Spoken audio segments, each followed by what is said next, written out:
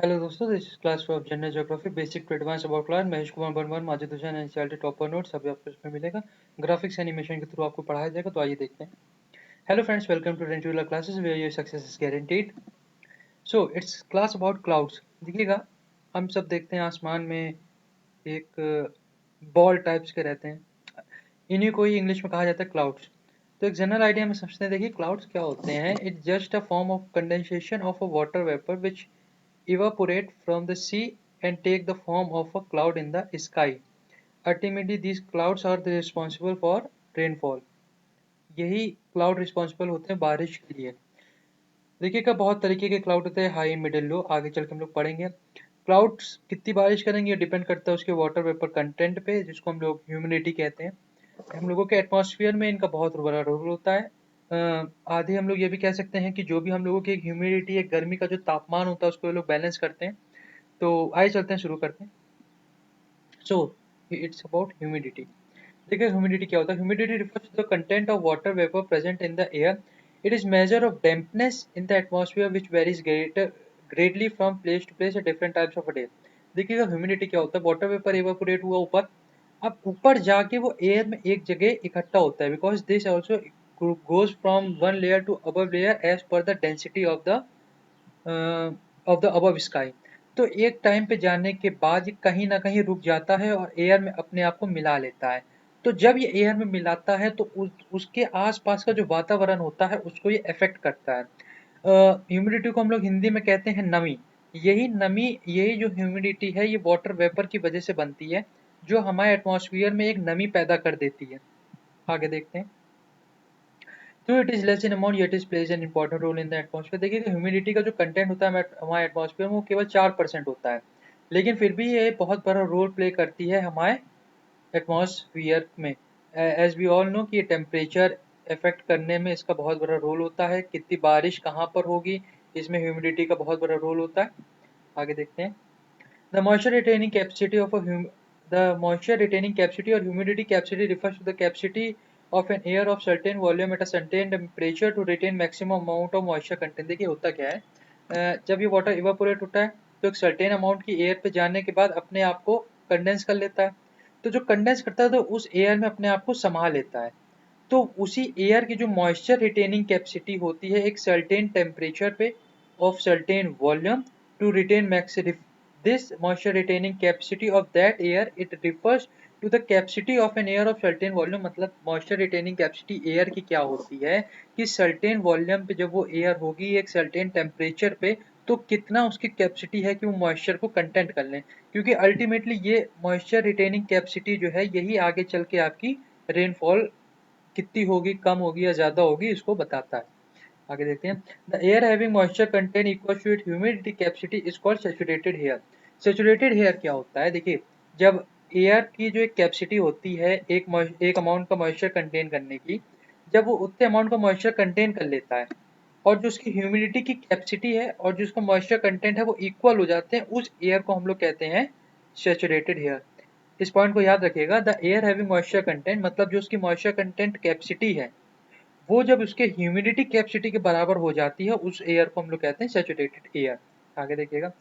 Humidity capacity of air is directly proportional to the temperature, that is higher the temperature higher the humidity capacity of the air. देखिए, होता क्या है, air में भी एक क्षमता होती है कि वो कितने हद तक एक पानी को स्टोर, वाटर वेपर्स को स्टोर कर सकती है। ये वाटर वेपर को वो तब स्टोर करने की जो उसकी कैपेसिटी है उसको इंक्रीज या डिक्रीज करता है उसका टेम्परेचर का लेवल कैसा होगा। ये देखिए, उसका टेम्परेचर बताता है कि उसकी उस एयर की जो ह्यूमिडिटी कंटेंट कैपेसिटी है वो कैसी होगी। जितना टेम्परेचर हाई होगा उतनी ही उसकी ह्यूमिडिटी कैपेसिटी ज़्यादा होगी और उतना ही ज़्यादा रेनफॉल ये एयर करवाएगी। तो उम्मीद करता हूँ आपको समझ। एक बार इसकी डेफिनेशन देख लीजिए, आगे चलते हैं। The temperature at which the air become saturated is called its due point.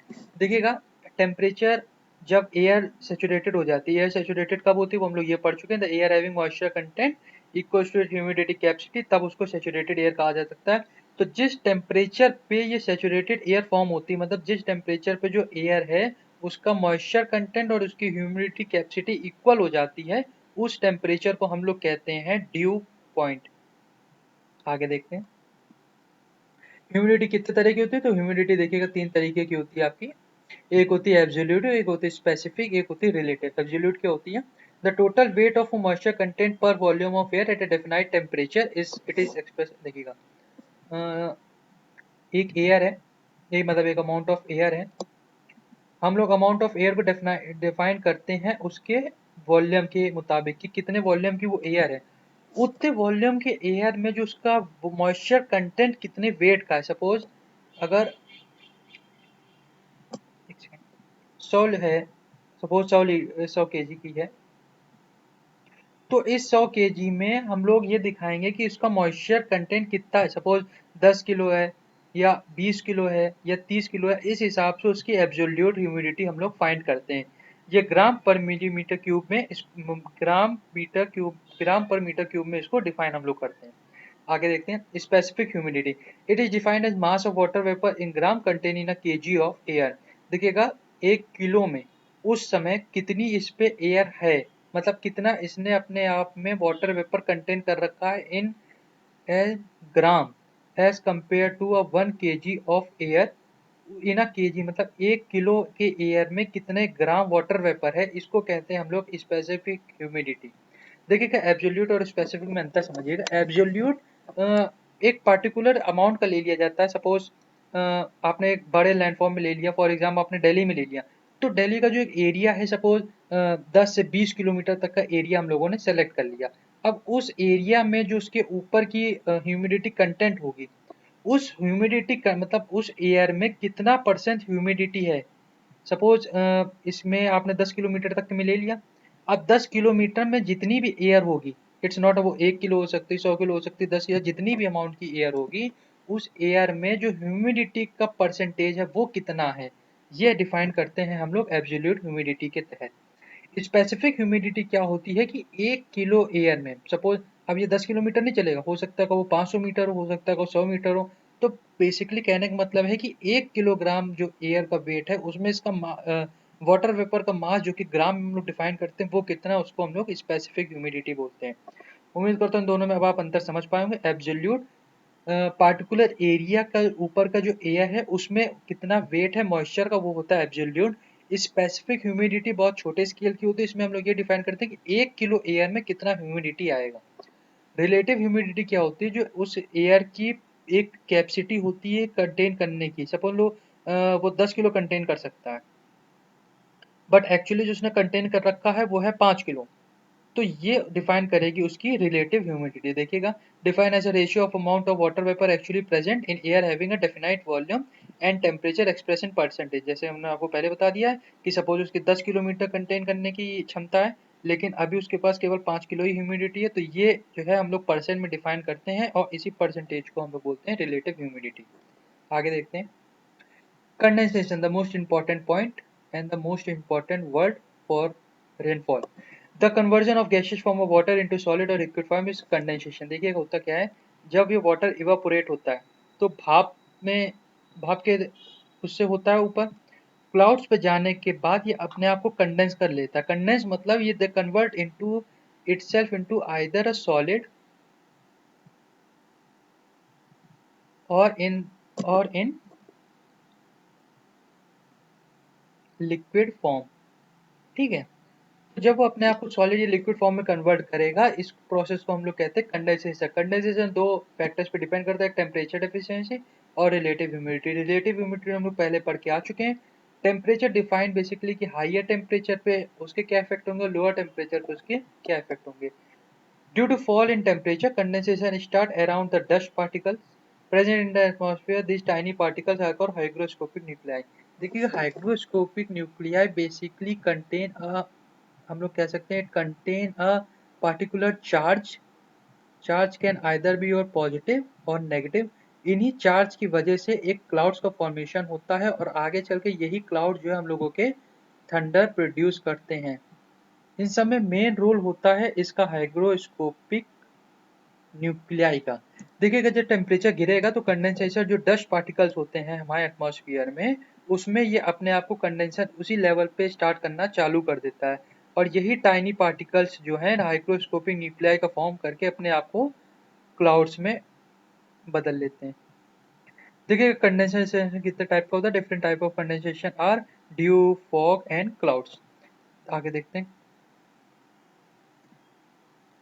देखिएगा ड्यू क्या होता है, when temperature of the air falls below the dew point of the water vapour present in it start condensation and forms on the leaves in the form of water vapour. देखिएगा when temperature of air, देखिए air चल रही है, ये suppose air है। अब ये एक सर्टेन टेम्परेचर पे अपने आप की एक पार्टिकुलर फीचर्स लेके चल रही है, ठीक है। इसका एक पार्टिकुलर फीचर्स होगा जो कि एक सर्टेन टेम्परेचर पे सेट है। अब होता क्या है, when temperature of air falls, जब इस पार्टिकुलर टेम्परेचर डाउनफॉल करेगा तो ड्यू पॉइंट, जो इसका जमने का पॉइंट होता है water vapours, the dew point of the water vapour present in it start condensation. देखिए इसमें वाटर वेपर प्रेजेंट होते हैं, वाटर इवापोरेट हुआ, वो गैसेस फॉर्म में होता है वाटर वेपर्स। जब ये यहाँ पे जाता है अपने आप को ये एयर में समा जाता है। जब इसका टेम्परेचर गिरेगा, मतलब जिस पार्टिकुलर एयर पे ये जो वाटर वेपर्स ने अपने आप को संभाला हुआ है, जब ये टेम्परेचर गिरेगा तो कंडेंसेशन स्टार्ट हो जाता है। कंडेंसेशन क्या स्टार्ट होता है, या तो वाटर वेपर्स बन जाएंगे वो, या तो ये एक तरह का वाटर लिक्विड फॉर्म में ले लेंगे, या फिर ये सॉलिड फॉर्म ले लेंगे, क्योंकि वाटर वेपर हमारे गैसेस फॉर्म में होते हैं। तो या तो लिक्विड फॉर्म में ले लेंगे या फिर ये सॉलिड फॉर्म में ले लेंगे। तो जब ये लिक्विड फॉर्म में लेते हैं और छोटी छोटी बूंदे जब पत्तियों पे हम लोग देखते हैं, उसको हम लोग कहते हैं ड्यू। फिर से समझिएगा, जब हम लोग बाहर जाते हैं तो हम लोग देखते होंगे पत्तियों में छोटी छोटी सी आपको दिख रही होंगी बूंदे पड़ी रहती हैं, इन्हीं बूंदे को ड्यू कहते हैं। ड्यू कब फॉर्म होता है, जब हमारे एयर पे एक पार्टिकुलर अमाउंट का टेम्परेचर लो करता है, तो ये जो इसमें जो वाटर वेपर है अपने आप को कंडेंसेशन स्टार्ट कर देते हैं, और ये पत्तियों में एक छोटे छोटे वाटर ड्रॉपलेट्स के फॉर्म में अपने आप को जमा कर लेते हैं। आगे देखते हैं।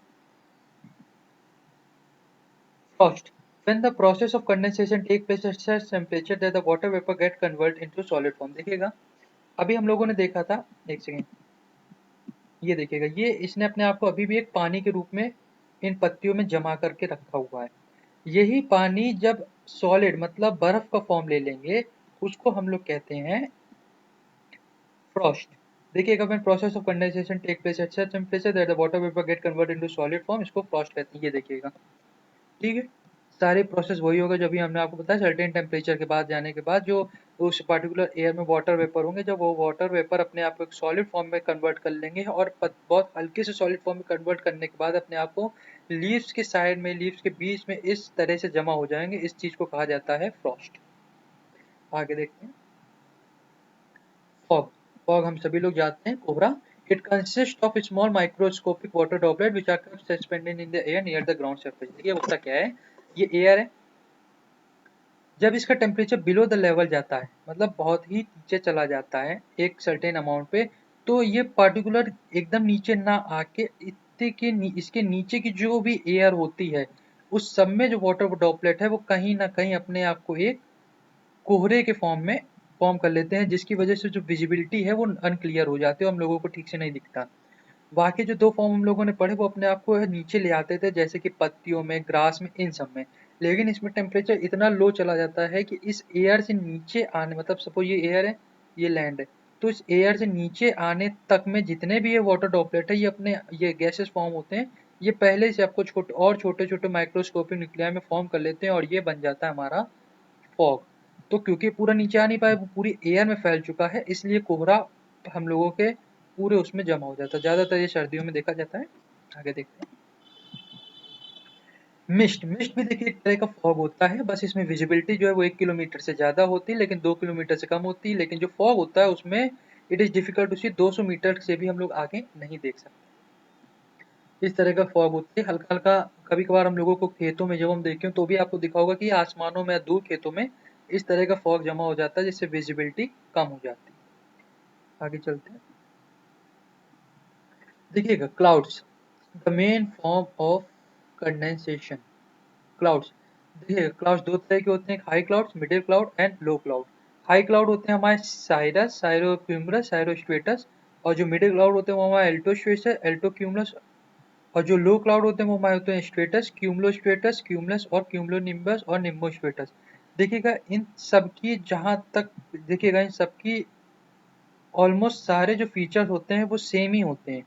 जो मेन फैक्टर्स रिस्पॉन्सिबल होते हैं क्लाउड रेनफॉल के, वो होते हैं इन दो को, और इन्हीं दो में ज़्यादातर साइक्लोन में भी ये दोनों आते हैं। जो कि एक हैवी रेनफॉल होती है उसके लिए भी यही दोनों जिम्मेदार होते हैं। It's just a different form of a clouds and which define into different world due to the heights where they form। आगे चलते हैं, देखिएगा इसको।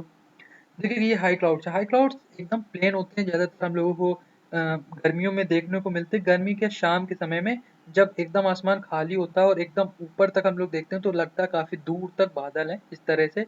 इसको हम लोग कहा जाता है हाई क्लाउड्स। हाइड्रोस किस टाइप होते हैं? साइरस क्या होता है? The high altitude detached cloud having fibrous or silky appearance.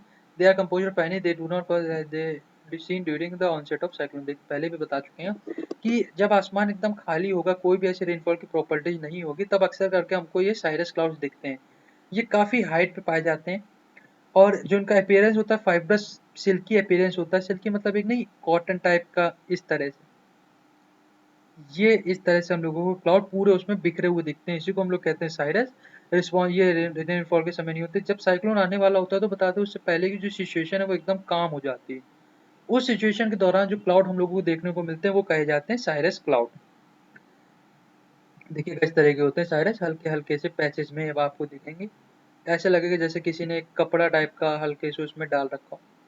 दूसरा साइरोक्यूमुलस cloud, these are the white color cloud having patches of small white flake which are arranged in distinct group।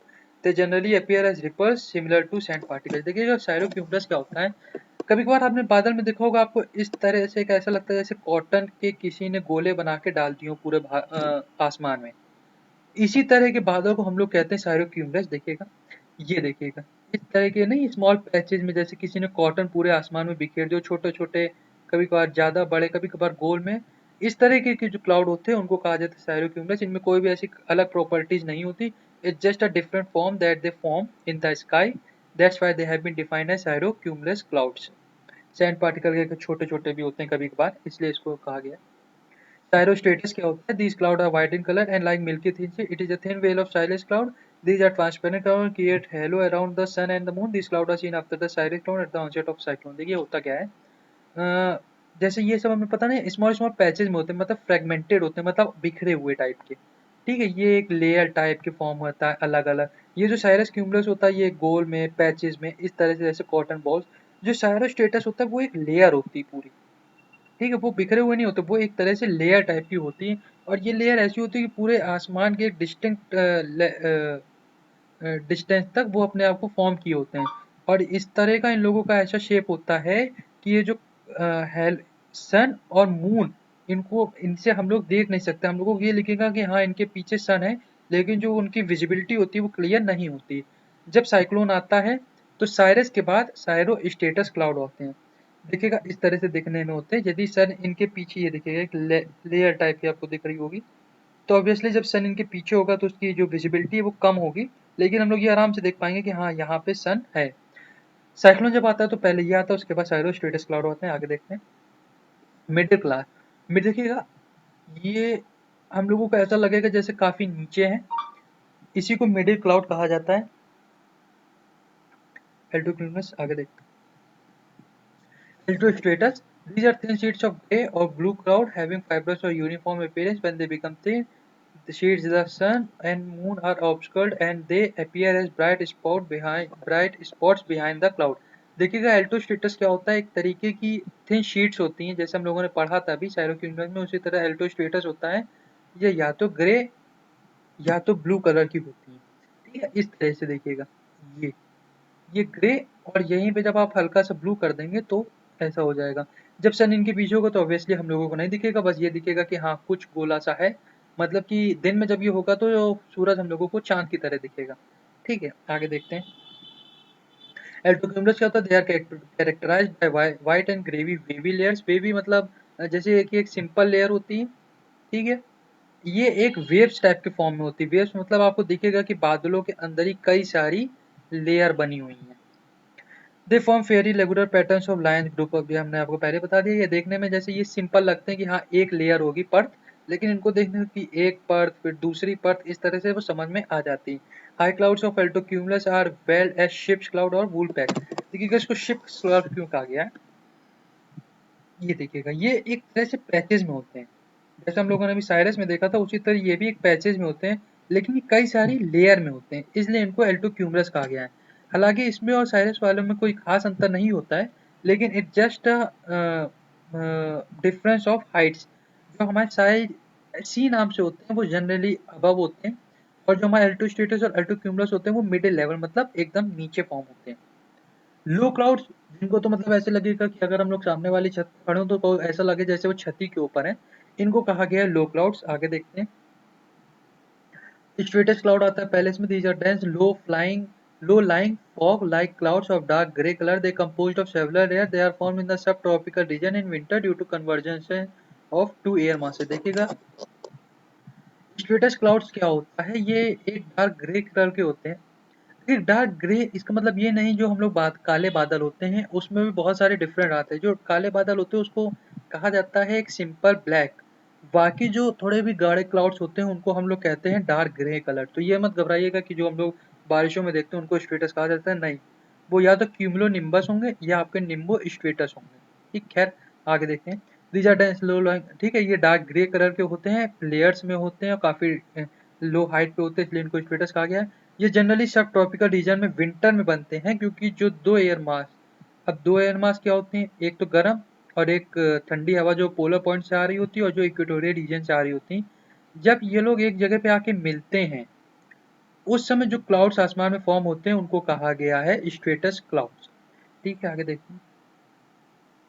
क्यूमुलोस्ट्रेटस cloud क्या होता है? These are light grey और whitish cloud होते हैं। They are generally composed of globular masses और rolls which are arranged in line waves और they are associated। देखिएगा क्यों, जैसे जो साइरस आपने पढ़ा, एल्टो पढ़ा, ये सब होगा उसी तरह मैंने आपको पहले बताया इन सब बादलों में कोई खास डिफरेंस नहीं होता है। जो मेन डिफरेंस होता है वो होता है लेयर का, कि कौन कितनी हाइट पे फॉर्म हो रहा है। तो उसी तरह जो क्यूमुलस स्टेटस है ये भी एक तरह का छोटे छोटे पैचेस में फॉर्म होता है, लेकिन ये जो पैचेज है ये हम लोगों को ऐसा लगेगा जैसे हमारे थोड़े से ही ऊपर पे फॉर्म हो रहा है due to the low height. इस तरह से देखिएगा, ये काफी नीचे मालूम होते हैं इस तरह से। आगे देखते हैं। Cumulus cloud, these are dense widespread and dome shaped cloud with the bases they are associated with feather wear। देखिएगा इस तरह से जनरली जो होते हैं क्लाउड्स, ऐसा दिखेगा जैसे हम लोगों ने एक डोम शेप्ड का होता है कॉटन बॉल्स जब आसमान में जनरली दिखते हैं, उसको कहा जाता है क्यूमुलस क्लाउड। जनरली यही फॉर्म होते हैं ज़्यादातर, और ये भी फेयर वेदर से एसोसिएट होते हैं। क्यूमुलस स्टेटस भी हमारा फेयर क्लीन वेदर से एसोसिएट होता है। इस तरह से देखा होगा आपने। जब आप एकदम प्लेन ग्राउंड में जाएंगे तब आपको ऐसा लगेगा बहुत ही नीचे और आगे जाके कहीं ना कहीं मिल रहे होंगे। क्यूमुलो निम्बस वेरी इंपॉर्टेंट, मैंने आपको पहले भी बता चुका था शुरुआत में। These are the thunderstorm cloud. They are very dark. They show great vertical development. They are spread over large area. They are associated with heavy rainfall, hail, storm, thunder। देखिएगा होता क्या है, ये मेन रेनफॉल हमारे होते हैं, इस तरीके के ये होते हैं। ये बहुत ही डार्क इन कलर होते हैं, और जनरली जब ये फॉर्म होते हैं तो इसका मतलब होता है या तो हैवी रेनफॉल या हेल स्टॉर्म हो या थंडर इसमें होता रहता है। ये जब फॉर्म होते हैं तो ज़्यादातर जो इसका लेंथ होती है वो बहुत ज़्यादा ही वाइड होती है। इन क्लाउड्स की तरह नहीं कुछ पैसेज में, लेकिन जो क्यूमुलेट ये जो होता है ये काफ़ी ही बड़े मीटर्स किलोमीटरों में फैला होता है। दूर से जब आप खड़े होंगे तो आपको दूर तक इस तरीके के क्लाउड दिखेंगे, और यही मेनली रिस्पॉन्सिबल होते हैं हमारे यहाँ रेनफॉल के लिए। देखिएगा ये the most important nimbus stratus cloud, these are low clouds of dark color very close to the ground. They create darkness because the sunlight is obscured. These cloud increase the humidity in the atmosphere. These cloud cause the rainfall। पहले भी बताया गया है, ये Nimbo स्ट्रेटस cloud जो होते हैं यही आपके रिस्पॉन्सिबल होते हैं रेनफॉल के लिए। जब हम लोग देखते होंगे जब रेनफॉल आने वाली है तो एकदम नीचे फॉर्म हो जाते हैं इस तरह से, इसी को कहा गया nimbostratus. These are the highly responsible for the heavy rainfall, और जनरली ये क्लाउड्स में ही आपकी थंडर फॉर्म होते हैं। दूसरी चीज देखिएगा, जब ये क्लाउड होते हैं तो जो एटमॉस्फेयर में ह्यूमिडिटी वो जनरली ये लोग इंक्रीज कर देते हैं। हम लोग देखते होंगे जब बारिश आने से पहले ह्यूमिडिटी का जो कंटेंट है वो इंक्रीज हो जाता है। इन्हीं क्लाउडों की वजह से ये लोगों की ह्यूमिडिटी जो हम लोगों के एयर में होती है वो इंक्रीज होती है, because ultimately these are the indicator that after this the rainfall will occur. देखिएगा इस तरह से प्रैक्टिकली में समझिएगा। साइरोक्यूमुलस एक स्मॉल पैचेज होते हैं जो कि एकदम हाई लेवल पे बनते हैं। साइरस एक तरीके की वेवी लेयर्स होती हैं इस तरह, जैसे थिन शीट्स सॉरी, ये वेवी लेयर नहीं, इसको थिन शीट्स होते हैं साइरस। जो साइरस स्ट्रेटस होता है ये हम लोगों की वेवी लेयर मल्टीपल लेयर्स में फॉर्म होते हैं। देखिएगा साइरस क्यूमुलस, साइरस, साइरस स्ट्रेटस, ये तीन नाम केवल इसलिए याद रखिएगा कि ये एक हाई लेवल पे फॉर्म होंगे जनरली, और जनरली नहीं, ये एसोसिएटिव होते हैं क्लीन वेदर के थ्रू। ये कोई भी ऐसी प्रॉपर्टीज नहीं रखते कि ये हम लोगों का जो एटमॉस्फेयर है उसको डिस्टर्ब करे, just form that they form at a higher level. ये cirrus cumulus patchy layer, cirrus एक थिन शीट, और साइरस स्ट्रेटस होता है वेवी लेयर। निम्बो स्ट्रेटस बता चुके हैं, ये देखिए, ये एकदम सबसे नीचे वाले जो क्लाउड और जो एकदम डार्क कलर होंगे और जब रेनफॉल होगी तो समझ जाइएगा उसको कि वो हमारे निम्बो स्ट्रेटस क्लाउड हैं। जनरली बारिश में यही क्लाउड फॉर्म होते हैं, बहुत ही ज़्यादा डार्क इन कलर होते हैं, एसोसिएटेड विद थंडर्स होते हैं। देखिएगा हमने आपको पहले बताया था, ये नाम याद रखिएगा, एक होता है क्यूमुलस और ये होता है क्यूमुलस, और ये होता है क्यूमुलस। जब क्यूमुलस के साथ साइरो लग जाए तो ये एकदम अबव लेवल, जब इसके साथ एल्टो लग जाए मतलब मिडिल लेवल, और जब केवल क्यूमुलस लगे तो ये समझ जाइएगा एकदम डाउन लेवल। और देखिएगा तीनों के ही जो फॉर्म है वो डोम शेप्ड के हैं, ठीक इस तरह से। देखिएगा क्यूमुलस जो होता है वो डोम शेप का होता है, डिफरेंट लेयर पैचेस में होता है। और जब साइरो लग जाए इसके साथ तो एकदम हाई लेवल, जब एल्टो लग जाए तो मिडिल लेवल, क्यूमुलस लग जाए एकदम नीचे लेवल। उसके बाद देखिएगा ये एल्टो स्टेटस, अभी हमने आपको ऊपर साइरो स्टेटस में बताया था, जस्ट अ वेवी लेयर और स्टेटस। मतलब कि ये देखिएगा, एक हमने आपको बताया कि ये दो क्लाउड याद रखिएगा, एक आपका हो गया क्यूमुलस और एक हो गया आपका स्ट्रेटस, ठीक। स्ट्रेट क्यूमुलस होता है हमारा डोम शेप्ड इन पैचेज, और स्ट्रेटस होता है वेवी लेयर। जब स्ट्रेटस के साथ आपका साइरो लग जाए इसका मतलब ये एकदम हाई लेवल पे फॉर्म होगा, जब इसके साथ एल्टो लग जाए मतलब ये मिडिल लेवल पे फॉर्म होगा, जब एकदम स्ट्रेट केवल स्ट्रेटस लिखा हो इसका मतलब ये एकदम डाउन लेवल पे फॉर्म होगा। उसी तरह जो स्ट्रेटस क्लाउड है, जो क्यूमुलस क्लाउड है, जब वो डोम शेप में ऊपर होंगे तो वो साइरो उसके ऊपर लग जाएगा, जब मिडिल लेवल पे आएंगे तो उनको एल्टो कहा जाएगा, और जब एकदम डाउन होंगे तो उनको क्यूमुला कहा जाएगा। Cumulonimbus अभी आपको बता दिया, it is a higher form of cloud, dark in colour and highly responsible for the heavy rainfall and associated with the thunder. तो उम्मीद करता हूँ आपको सारे ही क्लाउड समझ में आ गए होंगे। अब आपको कभी भी इस बारे में भूलना नहीं है। 10 तरीके के क्लाउड होते हैं, क्यूमुलस और स्ट्रेटस को याद रखिएगा, उसमें साइरो जोड़ दीजिएगा टॉप, एल्टो जोड़ दीजिएगा मिडिल, और केवल क्यूमुलस और स्ट्रेटस मतलब ये बीच में। स्ट्रेटो क्यूमुलस एक हैवी लंबे दूरी तक ये लोग फॉर्म अपने आप को कर लेते हैं, ये भी generally associated with the clean वेदर्स होते हैं। इसको भी आप क्यूमुलस का फॉर्म रख सकते हैं, बस क्यूमुलस में क्या होता है ये पैचेज में होते हैं, मतलब छोटे छोटे पैचेज में। लेकिन जो स्ट्रेटो क्यूमुलस होता है ये एक बड़े दूरी तक आपको एक ही साथ जुड़ा हुआ दिखेगा। आगे देखिए। तो थैंक्स फॉर क्लास, आज के लिए इतना ही। थैंक्स, और जुड़े सब्सक्राइब और लाइक जरूर कीजिएगा। थैंक